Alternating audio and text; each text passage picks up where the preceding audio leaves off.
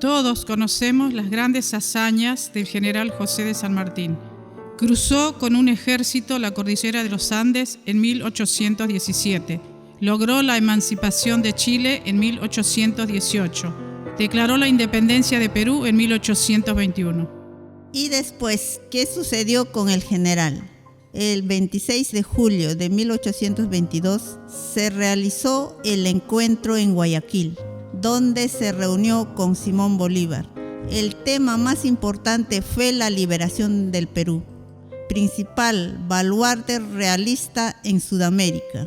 Tras una conversación privada, cuyo contenido solo se puede conjeturar, se dio a Bolívar la iniciativa y conclusión de la campaña libertadora. Poco después, decidió retirarse de todos los cargos y volver a su país. Tras regresar a Mendoza, en enero de 1823, pidió autorización para regresar a Buenos Aires y reencontrarse con su esposa, que estaba muy enferma. Llevaba varios años padeciendo tuberculosis. Bernardino Rivadavia, ministro de Gobierno, se lo negó, argumentando que no sería seguro para San Martín volver a la ciudad. Su apoyo a los caudillos del interior y la desobediencia a una orden que había recibido del gobierno de reprimir a los federales le valió que los unitarios quisieran someterlo a juicio. Al empeorar la salud de su esposa, decidió viajar a Buenos Aires, pero al llegar, ella ya había fallecido el 3 de agosto de 1823. San Martín dispuso su entierro en el cementerio de la Recoleta, donde todavía hoy se encuentran sus restos, bajo una lápida que dice: "Aquí descansa Remedios Escalada, esposa y amiga del general San Martín".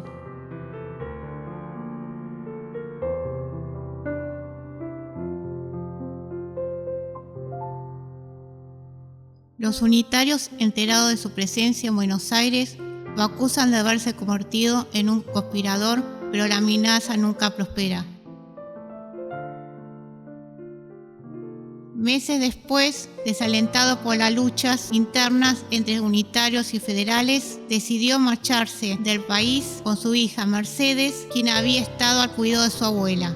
En febrero de 1824 partió hacia Europa. Tenía 45 años y era generalísimo del Perú, capitán general de la República de Chile y general de las Provincias Unidas del Río de la Plata. Luego de un breve periodo en Escocia, se instalaron en Bruselas y poco después en París. Su mayor preocupación era la educación de su hija. Ofreció sus servicios a las autoridades argentinas con motivo de la guerra con Brasil, solo después de la renuncia de Rivadavia a la presidencia. Pero la guerra ya casi había terminado. En marzo de 1829 regresa nuevamente a Buenos Aires al saber que había vuelto a estallar la guerra civil, intentando permanecer de incógnito, aunque fue descubierto. Su antiguo subordinado, el general Juan Lavalle, había derrocado y fusilado al gobernador Manuel Dorrego, pero ante la imposibilidad de vencer en la contienda, ofreció a San Martín la gobernación de la provincia de Buenos Aires. Pero este juzgó que la situación a la que había llevado este enfrentamiento solamente se resolvería por la destrucción de uno de los dos partidos. Respondió a Lavalle que el general San Martín jamás desenvainará su espada para combatir a sus paisanos. Durante los años que duró su exilio, San Martín mantuvo contacto con sus amigos en Buenos Aires, tratando de interiorizarse de lo que sucedía. En 1831 se radicó en Francia, en una finca de campo cercana a París. Por esos años tuvo lugar su encuentro con su antiguo compañero de armas en el ejército español, Alejandro Aguado, quien, convertido en un exitoso banquero, lo designó tutor de sus hijos con una buena paga. 3 años más tarde, gracias al dinero ahorrado con este trabajo y a la venta de la finca con que lo habían premiado el gobierno de Mendoza y el de Perú, se mudó a una casa que compró en la villa de Grand-Bourg, a corta distancia de París.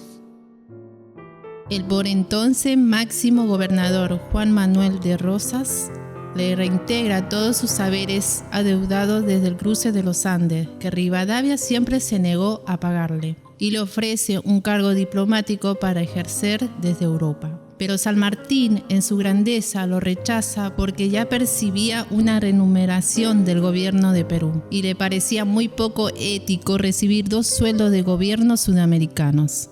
recibió la visita de personalidades argentinas como Juan Bautista Alberdi en 1843 y Domingo Faustino Sarmiento en 1845 y en 1848, que viajó a Europa y se encontró con San Martín en varias oportunidades. Mantuvo siempre una fluida correspondencia con su gran amigo Tomás Guido, por entonces canciller de Rosas, quien lo mantenía informado sobre la situación en América. En 1844 escribe su testamento, donde entre otras cosas establece que su sable corvo favorito, el de las batallas de Chacabuco y Maipú, fuera entregado a Juan Manuel de Rosas, como una prueba de la satisfacción que como argentino he tenido al ver la firmeza con que ha sostenido el honor de la República contra las injustas pretensiones de los extranjeros que trataban de humillarla, en reconocimiento a su desempeño durante el bloqueo anglo-francés, conocido como la Vuelta de Obligado. Prohibió la realización de funerales y de acompañamientos hasta el cementerio, pero sí desearía que mi corazón fuese sepultado en Buenos Aires.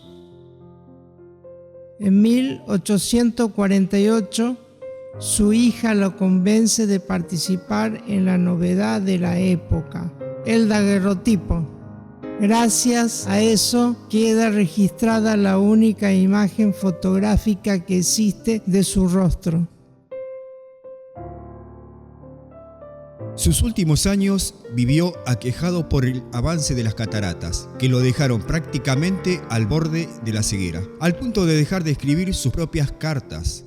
Si bien en 1850 todavía gozaba de una gran salud mental y una inteligencia superior, los dolores debidos a úlceras gástricas aumentaron con insólita violencia. Sintiéndose muy atormentado y sin atreverse a quejarse en presencia de su hija, solo le reveló su padecimiento diciéndole: «Es la tormenta que llega al puerto».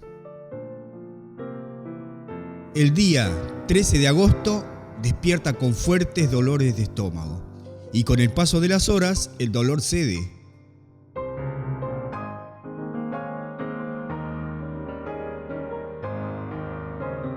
Los días siguientes transcurren con cierta calma.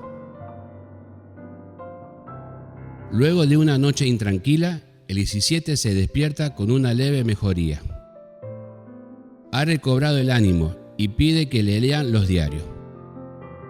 Pasadas las 2 de la tarde, el general se recostó en la cama de su hija. Hizo un movimiento convulsivo y pidió con palabras entrecortadas que su hija se alejara, diciéndole: «Mercedes, es la fatiga de la muerte». Dicho esto, apoya la cabeza en la almohada y muere, como si hubiese caído en el sueño más apacible. En el reloj de la pared de aquella casa de Boulogne-sur-Mer son las 3 de la tarde del 17 de agosto de 1850. Hoy, 174 años después, ese mismo reloj, en ese mismo lugar, sigue marcando la misma hora, inmortalizando el momento en el que este hombre, llamado el más grande de los argentinos, el gran capitán, el santo de la espada, el padre de la patria, o tan solo Don José de San Martín, pasó definitivamente a la eternidad.